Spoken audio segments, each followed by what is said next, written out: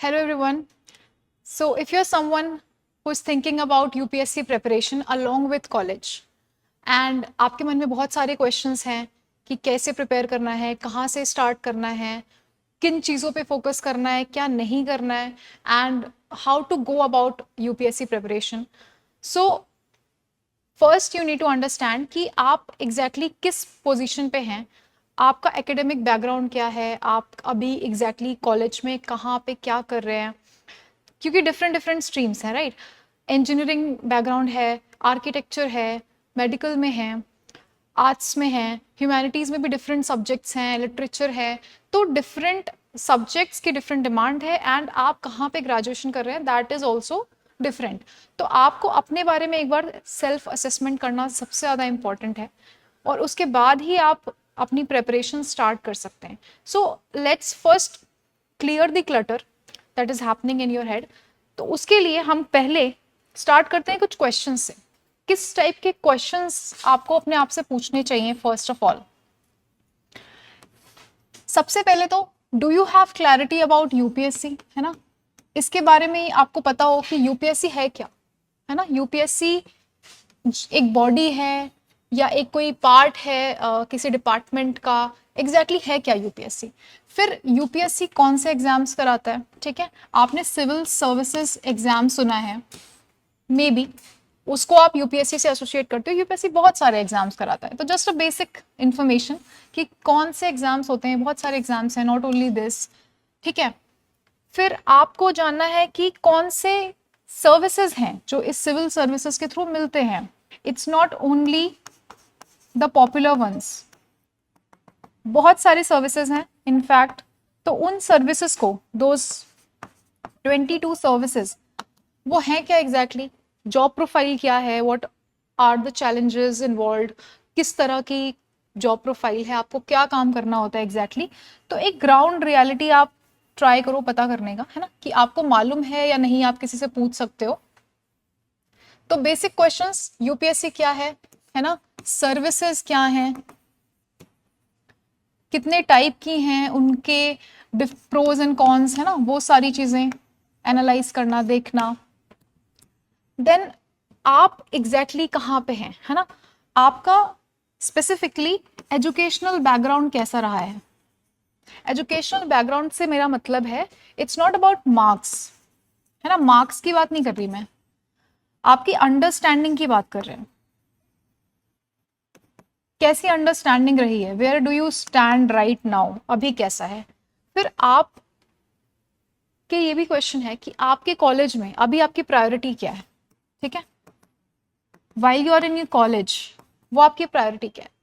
आप अपने करियर पे फोकस करना चाहते हैं पहले, या फिर आप पहले कॉलेज लाइफ में सीखना चाहते हो अपनी, है ना. कॉलेजेस में भी डिफरेंट चीज़ें होती हैं, एक्टिविटीज़, उसमें इन्वॉल्व होना चाहते हो, किस लेवल तक इन्वॉल्व होना चाहते हो, व्हाट इज़ दैट. अपने कॉलेज में ही आपके पास में for example there are chances for internship, है ना. बहुत सारे डिफरेंट बैकग्राउंड, जैसे लॉ बैकग्राउंड से काफ़ी लोग हैं, इंटर्नशिप करते हैं. इंजीनियरिंग में भी हर जगह इंटर्नशिप चलती है. तो इंटर्नशिप पे आप कितना फोकस करना चाहते हो. तो आपके पहले प्रायोरिटीज़ पे आपको क्वेश्चन करना है अपने आप से कि क्या प्रायोरिटीज़ है मेरी लाइफ में, अभी क्या है ना. इमीडिएट प्रायोरिटीज़ क्या है और लॉन्ग टर्म प्रायोरिटीज़ क्या है, वो आपको जानना है. देन कुछ ऐसे डिफरेंट सेट ऑफ क्वेश्चंस जो इस एग्जाम से रिलेटेड है, specifically CSE, civil services exam, है ना. इससे रिलेटेड क्या है कि इस एग्जाम के बारे में अब आपको, है ना, राइट अंडरस्टैंडिंग होना जरूरी है. सो स्पेसिफिकली आस्किंग कि इसमें कुछ स्किल्स होती होंगी ना जो ज़रूरी होती होंगी. आप सब जानते हैं कि स्किल्स कितनी इंपॉर्टेंट होती हैं हमारे लॉन्ग टाइम करियर के लिए, हमारी ओवरऑल डेवलपमेंट के लिए, पर्सनालिटी डेवलपमेंट के लिए. तो स्पेसिफिकली अगर इस एग्ज़ाम की हम बात करें और एग्ज़ाम के बियॉन्ड जब आप सर्विसेज में आते हैं, कुछ स्किल्स चाहिए होती हैं. तो वो स्किल्स क्या होती हैं, राइट. सबसे पहले एग्जाम से ही बात करते हैं. तो स्किल्स में आपके क्या आता है दैट, अगर हम प्रीलिम्स से बात करें कि इसमें ना 3 स्टेजेस हैं, prelims, mains and your PT personality test, ठीक है. तो प्रीलिम्स टेस्ट हो गया, मेंस टेस्ट हो गया, पर्सनालिटी हो गया. इन सब में इंडिविजुअली आप बात देखो तो हेयर एमसीक्यू सॉल्विंग एप्टीट्यूड होना चाहिए आपके पास में, ठीक है. ये भी एक स्किल है जो डेवलप करनी पड़ती है, एमसीक्यू सॉल्विंग एप्टीट्यूड। प्रॉबेबली आप जैसे आपने सीयूईटी देंगे तो वहाँ पे भी एमसीक्यूज आप सॉल्व कर रहे हैं, आप जेई दे रहे हैं वहाँ पे भी आप एमसीक्यूज सॉल्व कर रहे हैं, आप नीट वगैरह दे रहे हैं, जैसे भी एंट्रेंस एग्जाम्स वगैरह आप दे रहे हो, है ना, उन सब में आपकी ये स्किल डेवलप हो रही है एमसीक्यू वाली, ठीक है। और बियॉन्ड कैसे कर सकते हो आप, पेपर्स देख करके। मेंस में क्या चाहिए, आंसर राइटिंग स्किल्स, ठीक है, तो राइटिंग स्किल्स यहाँ पे इन्वॉल्व हैं। पीटी में आपकी स्पीकिंग स्किल्स आती हैं, स्पीकिंग स्किल्स आई। ओवरऑल तैयारी करने में और कौन सी स्किल चाहिए होती है, सबसे important is your reading comprehension. If you are reading something, जो कि इसमें काफी करना पड़ेगा आपको, एक्सटेंसिवली रीड करना पड़ेगा, वो चाहे स्टैटिक सिलेबस हो, करंट अफेयर्स हो, वो सारी रीडिंग करते टाइम पे are you able to comprehend. Comprehension का मतलब होता है कि जिस इंटेंशन के साथ जो पार्ट कन्वे करने के लिए लिखा गया था वो आपको एज इट इज समझ में आ रहा है। सो योर एक्सप्रेशन जो आपका लिखने का है या फिर आप समझने का एक्सप्रेशन है वो क्लियर है आपका। तो रीडिंग कॉम्प्रहेंशन भी एक स्किल है जो आपको डेवलप करनी पड़ेगी, और इसमें दोनों चीजें डेवलप करनी पड़ेगी। एक तो आपको एक्यूरेटली वो समझ में आ रहा है जो आपने पढ़ा, that means your accuracy, and दूसरा आपका टाइम कम लग रहा है, मतलब आपका फोकस ज्यादा है, focus is high, accuracy is high, ठीक है। तो ये कुछ स्किल्स हैं जो आपको इस एग्जाम को निकालने के लिए डेवलप करनी होंगी ओवर द टाइम। तो अभी आपको समझ आया, पहले कुछ क्वेश्चंस पूछने अपने आप से, है ना, एक रियलिटी चेक एग्जाम के बारे में, खुद के बारे में। उसके बाद आपको एग्जाम से रिलेटेड कुछ चीजें जानना जरूरी है कि किस टाइप की स्किल्स की आपको जरूरत है, क्योंकि आप एक करियर के बारे में सोच रहे हैं, राइट। तो वो करियर के बारे में क्या स्किल्स जरूरी हैं वो आपको पता होनी चाहिए। Now just giving you a brief about the career itself, कि आपको अगर आप कोई भी ग्रेजुएशन कर रहे हैं तो आपके पास में सिर्फ एक ही ऑप्शन नहीं है, ठीक है। ऑलवेज रिमेंबर दिस कि this is not the only option, not the only option. आपके पास कोई ना कोई और भी ऑप्शन होगा। तो ऐसा नहीं है कि आप सिर्फ इसके बारे में ही सोच रहे हैं। So always have plan, other plan, जो भी आप उसको बोलना चाहे, प्लान बी बोले, प्लान बीटा बोले, जो भी बोले, तो आपके पास एक और प्लान होना चाहिए। नाउ ये क्यों होना चाहिए उसके बारे में हम कभी और बात कर लेंगे, अभी इसी वीडियो पे स्टिक करते हैं, that how to prepare for UPSC along with college. Now अब हमने कुछ क्वेश्चंस देख लिए, एक रियलिटी चेक हो गया। Now coming to the considerables. जब आप प्रिपेयर कर रहे हैं इस एग्जाम के लिए तो कुछ चीजें हैं जो हमें माइंड में रखनी होती है। सो उन चीजों को हम देख लेते हैं, वो क्या है। सबसे इंपॉर्टेंट, सबसे पहला कंसिडरेबल है कि आपको अपना गोल पता होना चाहिए, राइट। जैसे अभी हमने देखा कि डिफरेंट स्ट्रीम्स से बच्चे आते हैं, है ना। आप ह्यूमैनिटीज में है, मे बी आपका ग्रेजुएशन 3 इयर्स का है ना। आप बीटेक कर रहे हैं तो 4 इयर्स का हो सकता है। आपका मेडिकल है, आप ज़्यादा टाइम चल रहा है आपका, है ना, मिनिमम इतना। मे बी आपका बीटेक एमटेक कंबाइंड है तो भी आपका ये चल रहा है। तो डिफरेंट टाइमलाइंस है, एंड उसके बाद फिर आपकी एज क्राइटेरिया भी होता है ना। ये तो आपका यूजी का हो गया, है ना। तो एलिजिबिलिटी के अकॉर्डिंग आपका जो भी फिट बैठ रहा है वो गोल कौन सा है। तो अपना टारगेट ईयर देखना कि आपका गोल ईयर कौन सा है एग्जैक्टली। तो ये आपका अटेम्प्ट वाला ईयर हो गया, ठीक है, अटेम्प्ट ईयर कुछ भी हो सकता है वो, है ना। सो let's say 2030, this is just an example, okay. 2030 is the goal for you maybe. Then आता है हमारा टाइमलाइन, ओके। टाइमलाइन में वी नीड टू नो कि एग्जैक्टली हमारे पास कितने ईयर हैं या फिर मंथ हैं, मंथ्स हैं, ठीक है। ये वाला चीज हमें क्लियर होना चाहिए, उसके अकॉर्डिंग फिर हम अपनी प्रेप कर सकते हैं। तो टाइमलाइन हमने देख ली। अब एक और यहाँ पे जो रियलिटी चेक मैं बात करी थी, एक्चुअली मैंने पहले ही बता दिया, you need to know your priorities well, कि क्या प्रायोरिटीज हैं आपकी, आपका एजुकेशनल बैकग्राउंड क्या है, ठीक है। ये सारी चीजें आपको सेल्फ असेसमेंट खुद से करनी है ना। You need to do self assessment. क्यों करनी है ये, because everybody is at a different pace. सबकी ग्रास्पिंग पावर अलग है, सबके एजुकेशनल बैकग्राउंड के साथ साथ जो घर का बैकग्राउंड था, पेरेंट्स कितने इन्वॉल्व थे, पेरेंट्स ने कितना आपको एक्सपोजर दिया, वो सारी चीज़ें मैटर करती हैं, because that is going to define कि आपका यहाँ पे कितना हेल्प होने वाला है एजुकेशन में अभी कॉलेज के साथ में, एंड उसके अकॉर्डिंग भी आप प्रायोरिटीज अपनी सेट करोगे. So accordingly next comes very important is your financial consideration, कि आपके पास में do you have scope for taking और बाइंग अ कोर्स, है ना, जो आप अपने कॉलेज के साथ में स्ट्रक्चर्ड वे में देख सकते हो. जैसे कुछ टॉपर्स रहे हैं पास्ट ईयर्स में जिन्होंने अपने कॉलेज के साथ में कोचिंग करी है, but some others are also there जिन्होंने सेल्फ स्टडी करी है. तो आपको ये देखना है कि आप कोचिंग अफोर्ड कर सकते हो या आप करना चाहते हो या नहीं, है ना. अगेन प्रायोरिटी क्या है आपकी, आप चाहते हो या नहीं. Sometimes you can afford but you don't want to, अभी नहीं करना चाहते आप, अभी सिर्फ आप बेसिक अंडरस्टैंडिंग चाहते हो, तो कोचिंग करनी है नहीं करनी है ना. तो ये आपने फाइनेंशियल कंसिडरेशन देखना है.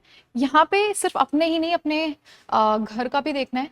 आपके पेरेंट्स का क्या सर्कमस्टांसेस है, अभी आप कर सकते हैं या आप मे बी जॉब लेने के बाद खुद से करेंगे तो बाद में कर सकते हैं, दैट डिपेंड्स. तो ये सारी चीज़ें आपने देखी. नाउ सब्जेक्ट्स पे आते हैं, ठीक है.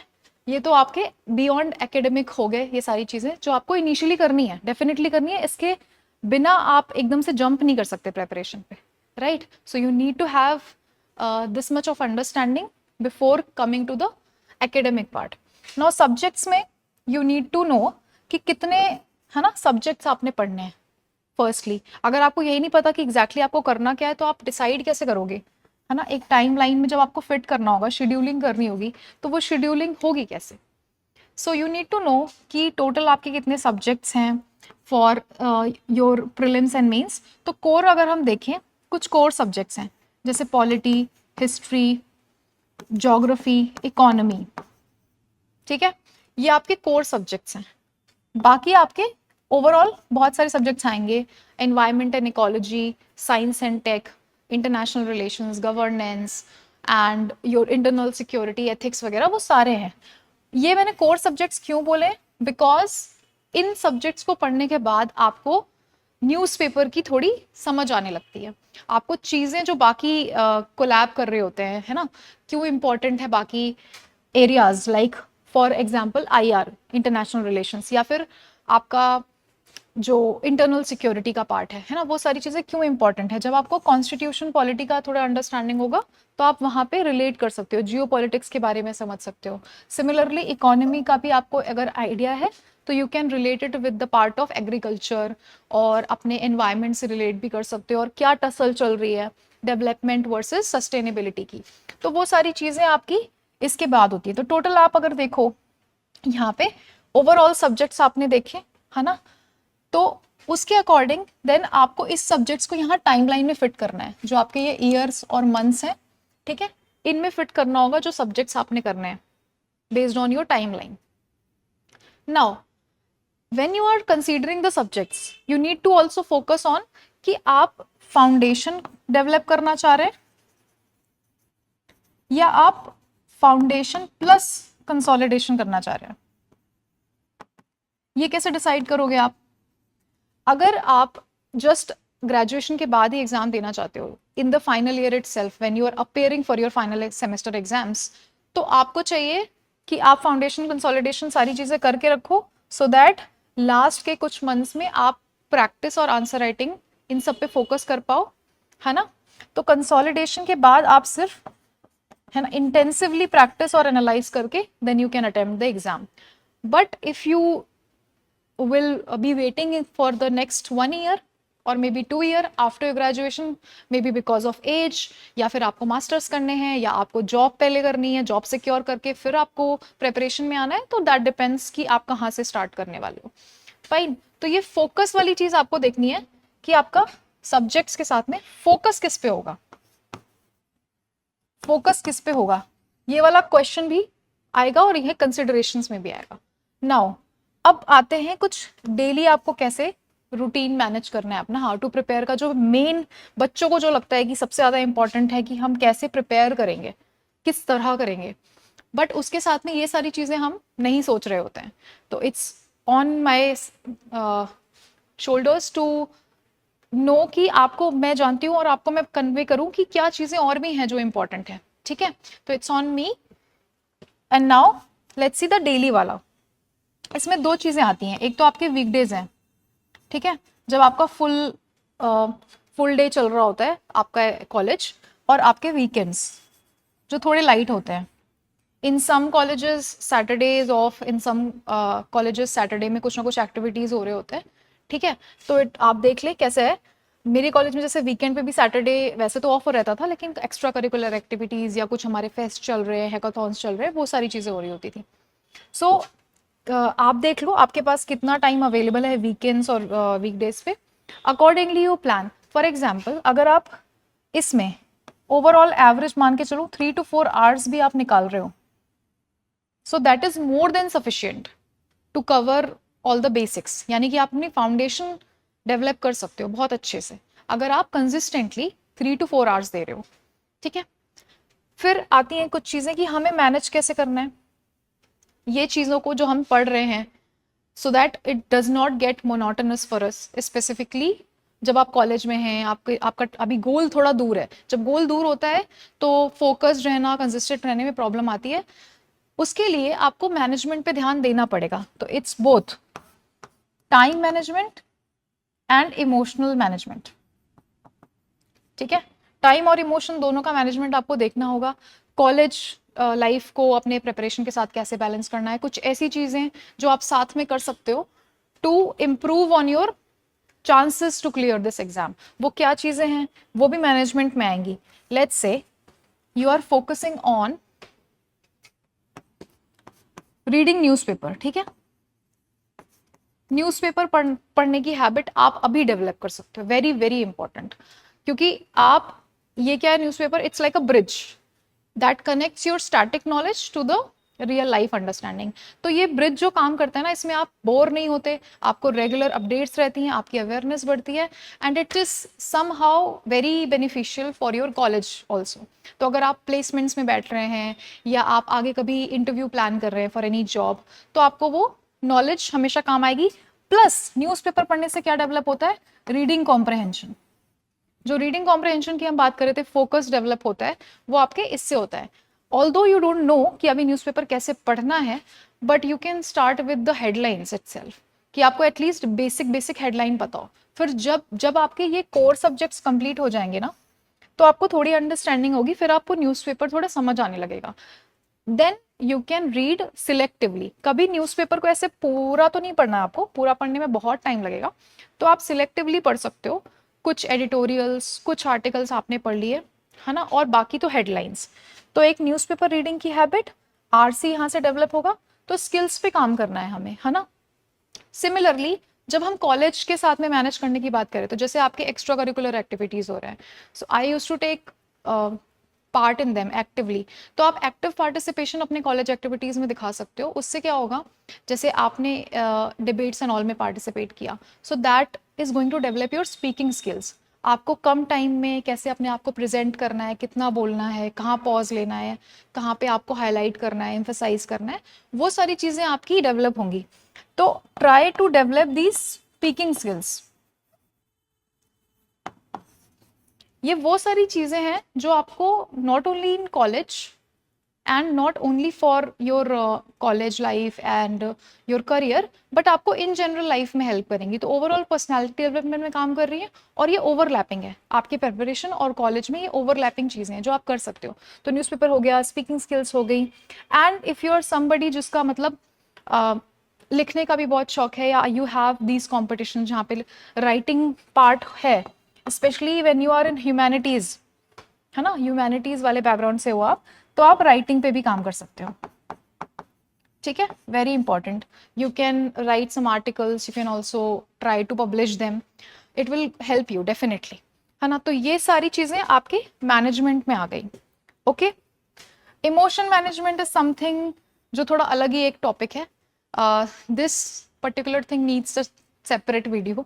तो आप इस पे although you can focus on your basic developments and needs, जिसमें आप अपना हाँ एक बेसिक सर्कल बना के चल रहे हो, you are taking care of yourself, and you have your social circle as well जो अच्छा है, तो आप इसमें ज़्यादा फंसते नहीं हो, है ना। ओवर थिंकिंग नहीं करनी, वो अभी हम देख लेंगे द मिस्टेक्स जो आपको नहीं करनी।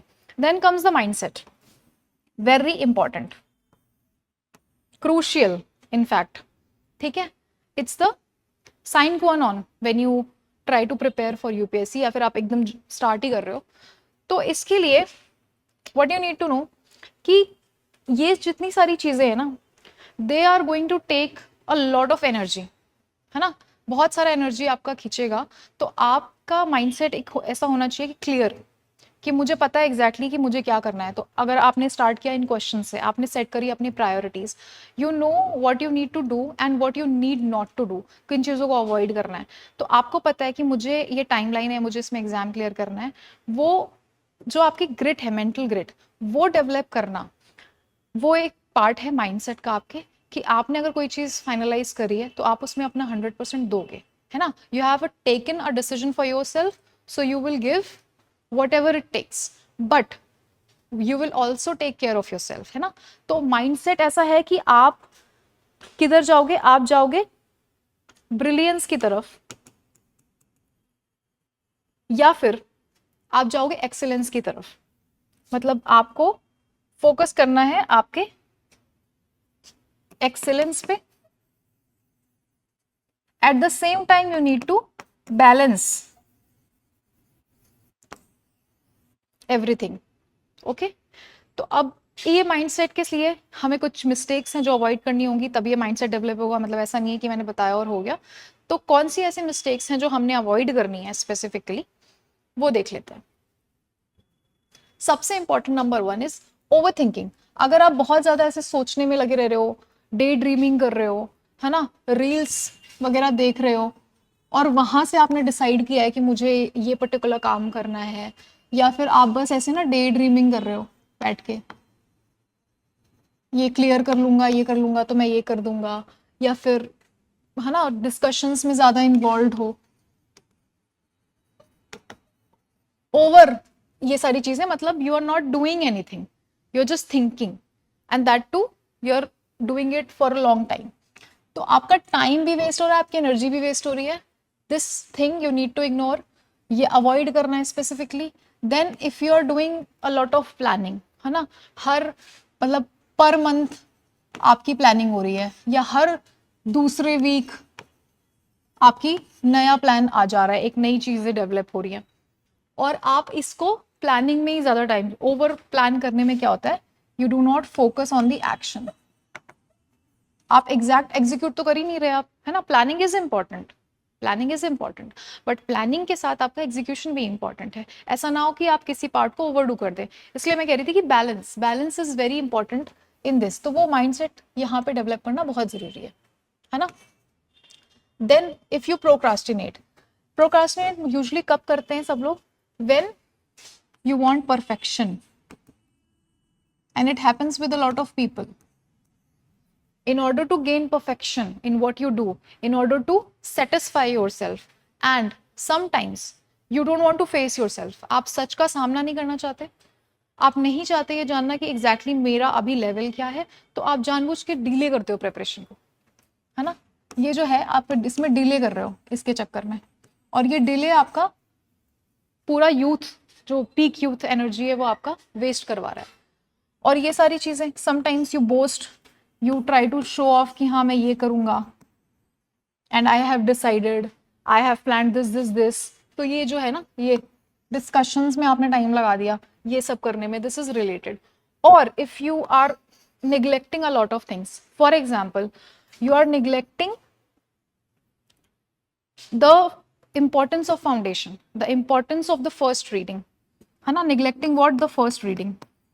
फर्स्ट रीडिंग जब आप करते हो सिलेबस की, तो यहाँ पे आपकी अंडरस्टैंडिंग डेवलप होती है। आप जितने अच्छे से फर्स्ट रीडिंग करोगे, उतना ही अच्छे आपके जो एक्चुअल एग्जाम ईयर होगा ना, for example you are targeting 2030, है ना, 2030 अगर आप टारगेट कर रहे हो, तो उस टाइम पे जब आपको एग्जाम देना होगा, वो कितना ईजी होगा आपके लिए, वो कितना कंफर्टेबल होगा, ये डिसाइड करेगी आपकी फर्स्ट रीडिंग।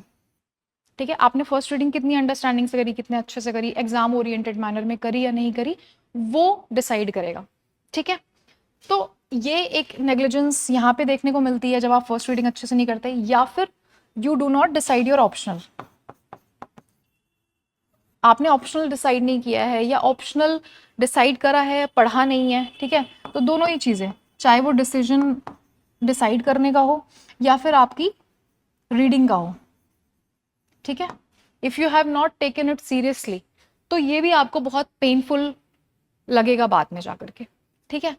तो ये चीज़ें निगलेक्ट नहीं करनी है। एंड साथ में वेरी इंपॉर्टेंट, जहाँ पे मैंने क्वेश्चंस की बात करी थी, क्वेश्चंस में जब आप यूपीएससी और सिविल सर्विसेज एग्जाम को समझना चाह रहे हैं, उसके क्वेश्चंस पूछ रहे हैं कि ये क्या है, कैसी सर्विसेज होती हैं, तो क्या सिलेबस है, कैसे क्वेश्चंस पूछता है, अगर आप वो भी निगलेक्ट कर रहे हो, यानी कि सिलेबस और पीवाईक्यू, अगर आप ये सारी चीज़ें निगलेक्ट कर रहे हो तो आपको बाद में जाके रिग्रेट होने वाला है, बहुत ही बुरा, है ना। तो it's very important that you give your time and energy to something useful. ऐसा ना हो कि आप अपना टाइम भी दे दो, आप अपने क्रूशियल ईयर्स में आप अपने कॉलेज लाइफ सेक्रीफाइस करके आप ये सारी प्रिपरेशन कर रहे हो एंड गलत डायरेक्शन में कर रहे हो, ठीक है। तो it's very important that you have the right direction. Now this thing inconsistency, ये प्रॉब्लम सिर्फ स्टूडेंट्स के साथ नहीं है, ये सभी के साथ है ना। The human race in 21st century is facing this problem of inconsistency। तो nearly 95% लोग आप कह सकते हो they are inconsistent in everything we do, everything। आप अगर अपने फैमिली में भी देख सकते हो, नॉर्मली कोई रूटीन नहीं है, मोस्टली रूटीन नहीं है। बहुत ही कम फैमिलीज ऐसे हैं या फिर बहुत ही कम एजुकेशनल इंस्टीट्यूशंस ऐसे हैं जहाँ पे टाइम पे चीज़ें होती हैं या एक प्रॉपर शेड्यूल होता है। और यहाँ पे आपको क्या करना है, यहाँ पे तो आपको 6 महीने, 1 साल में भी 2 साल का प्रॉपर शेड्यूल बनाना है and you need to stuck to that. उसमें माइक्रो लेवल पे चेंजेस हो सकते हैं बट मैक्रो तो आपको ये बनाना ही है ना, जो हमने टाइमलाइन की बात करी थी। यहाँ पे एक ओवरऑल मैक्रो रोड मैप तो आपको तैयार करना है अपने लिए according to the time available for you, है ना, डिपेंडिंग कि आप कब अटेम्प्ट देना चाह रहे हो। ये तो सेम ही रहेगा बट वो पूरा कैसे होगा, वो तभी होगा जब आप कंसिस्टेंट रहोगे, है ना। तो ये मिस्टेक नहीं करनी है। आप चाहे 3 घंटे ही पढ़ो, 3 भी नहीं, इनफैक्ट 2 घंटे भी अगर आप दे रहे हो, बट रोज 2 घंटे दे रहे हो अपनी यूपीएससी प्रिपरेशन को, 2 घंटे आपने कोई जीएस सब्जेक्ट उठाया वो पढ़ा, है ना, and you are consistent in that, तो it is much much better than the number of, मतलब जो लॉन्ग आवर्स होते हैं कि 8 से 10 घंटा, 8 से 10 घंटा नहीं पढ़ सकते आप। ये भी एक इम्पॉर्टेंट डेवलपमेंट है, कुछ लोग भूल जाते हैं। ये रियलिटी चेक ये भी है कि आप अभी जब आप कॉलेज में हैं, you can not give 7 to 8 hours, है ना, क्योंकि आपको और भी चीज़ें करनी है। आपको अपना कॉलेज भी तो इम्पॉर्टेंट है ना, उसको कंप्लीट करना, वहाँ पे जो चीज़ जिस कोर्स के लिए आपने एनरोल किया है, you need to be aware about that, you need to score well, you need to perform well.